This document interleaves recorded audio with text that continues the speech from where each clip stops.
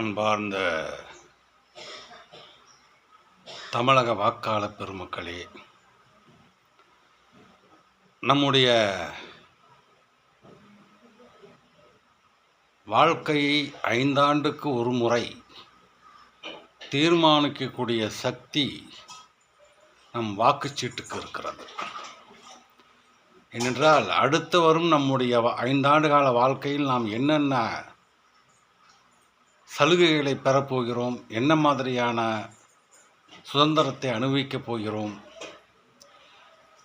அந்த அரசாங்கம் நம்மை எவ்வாறு கவனித்துக் கொள்ளப் போகிறது என்பதை பற்றியெல்லாம் சிந்தித்து வாக்களித்து ஒரு புதிய அரசை ஜனநாயக முறையில் தேர்ந்தெடுக்கக்கூடிய வாய்ப்பு இன்னும் ஒரு நாளில் நமக்கு கிடைக்க இருக்கிறது. அதாவது நாளை மறுநாள் 23/4/2026 வியாழன் அன்று.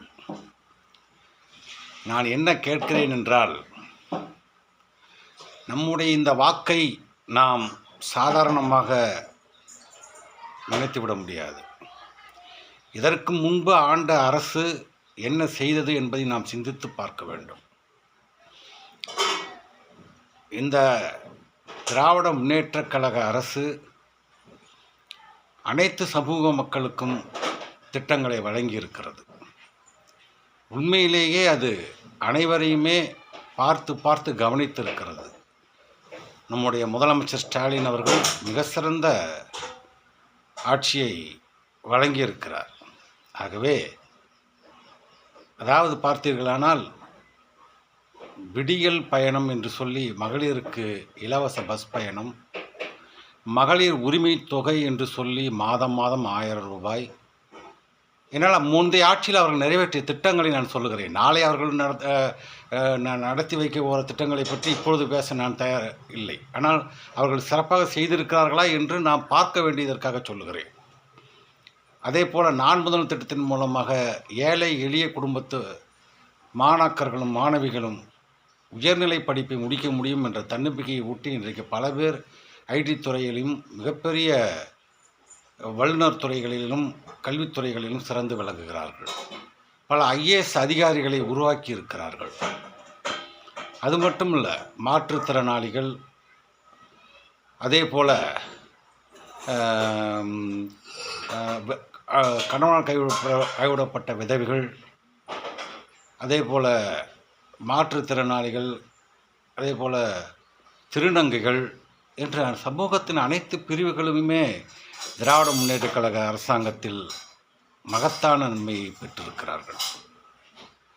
இது ஒரு சலுகை தான். இதெல்லாம் ஒரு மக்கள் காட்டுகிற சமூக சலுகை தான் என்றாலும் கூட, இனமானம், தன்மானம், சுயமரியாதை, தமிழ்நாட்டின் தமிழ் மொழியை பாதுகாப்பது, தமிழர் வரலாற்றை பாதுகாப்பது என்பது மிக முக்கியம். ஏன்னால் அடுத்த தலைமுறைக்கு நாம் அதை விட்டு செல்ல வேண்டும். நம் முன்னோர்கள் இந்த கலாச்சாரத்தையும் தமிழ் பெருமையையும் தமிழரின் வரலாற்றையும் நமக்கு தமிழ் மொழியையும் பாதுகாத்து நமக்கு கொடுத்து விட்டு போயிருக்கிறார்கள். அதை திமுக மட்டும்தான் பாதுகாத்து இன்றைக்கு நமக்கு வழங்கியிருக்கிறது. பழனிசாமி எந்த காலத்திலும் விளிம்பு நிலை மக்களுக்கோ தமிழ் கலாச்சாரத்திற்கோ திராவிட சிந்தனைகளுக்கோ அவர் எப்பொழுதுமே உதவி செய்ததில்லை. அவருடைய முன்னோர்களான எம்ஜிஆர் அவர்களும் சரி, மாண்புமிகு முதலமைச்சர் மறைந்த முன்னாள் முதலமைச்சர் செல்வி ஜெயலலிதா அவர்களும் மிக சிறப்பான ஆட்சியை கொடுத்தார்கள் என்றால் நான் மறுக்கப் போவதில்லை. ஏனென்றால் அவர்கள் திராவிட சிந்தனையை மிக உறுதியாக கட்டி காத்தார்கள். ஜெயலலிதா அவர்கள் சமூக நீதியை கட்டி காப்பதிலே மிக சிறந்த பங்களிப்பை ஆற்றினார்.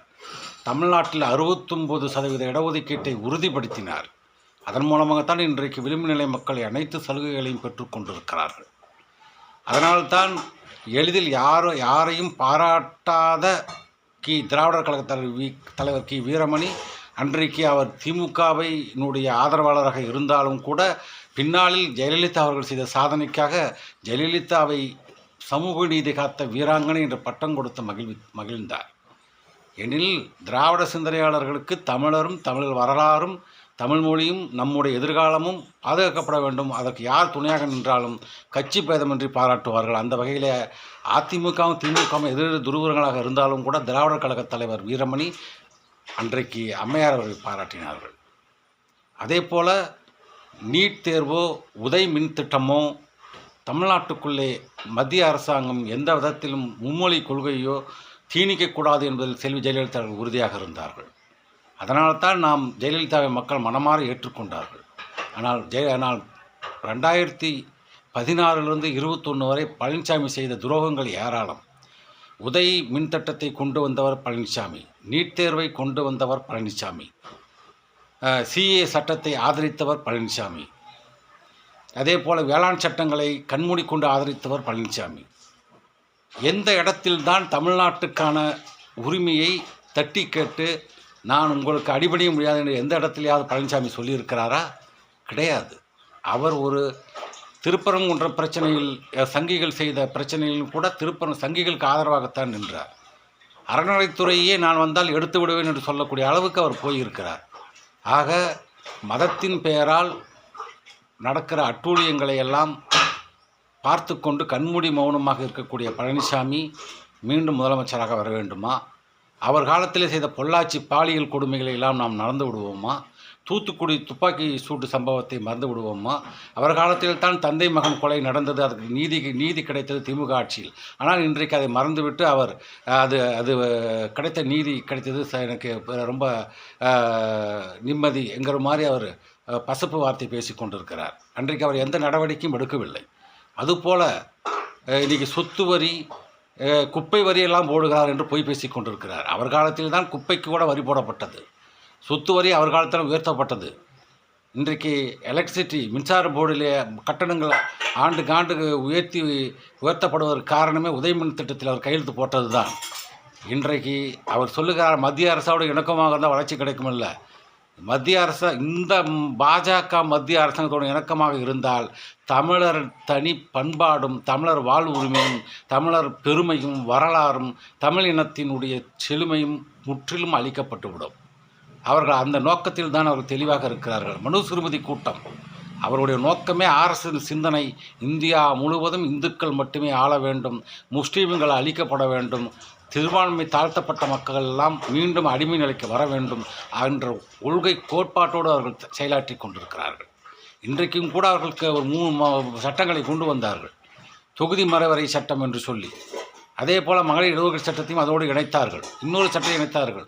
2023 மகளிர் இடஒதுக்கீடு சட்டத்தை கொண்டு வந்து விட்டு அவர்கள் அதை அமல்மெண்ட்டுக்கு வந்து விட்டது. ஆனால் அவர்கள் அதை நடைமுறை செய்யாமல் நிறுத்தி வைத்து விட்டார்கள். ஆனால் அதோடு இந்த சட்டத்தையும் கொண்டு வந்து தென்னிந்தியாவின் பிரதிநிதித்துவத்தை அழித்து விட வேண்டும் என்று நினைத்தார்கள். ஆனால் அந்த அவர்களுடைய அந்த சதித்திட்டத்தை முறியடித்து இன்றைக்கு கம்பீரமாக நிற்கிறது தமிழ்நாடு.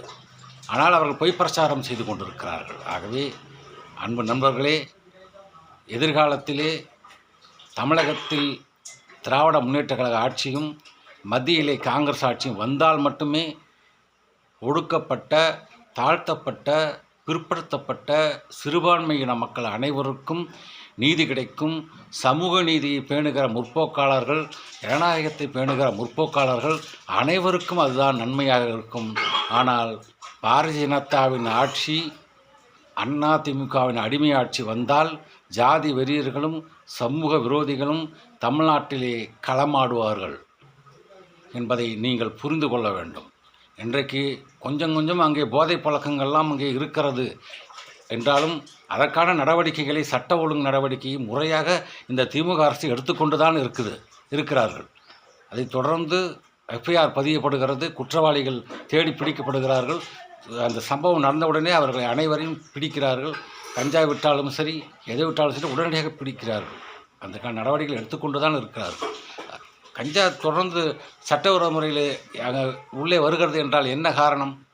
அதானியினுடைய துறைமுகத்தின் வழியாக குஜராத்திலே கஞ்சா பரிமாறப்படுகிறது. வடமாநிலங்களிலே கஞ்சாவுக்கு தடை இல்லை, போதைப் பொருளுக்கு தடை இல்லை, மதுவுக்கு தடை இல்லை, ஆறாக ஓடுகிறது.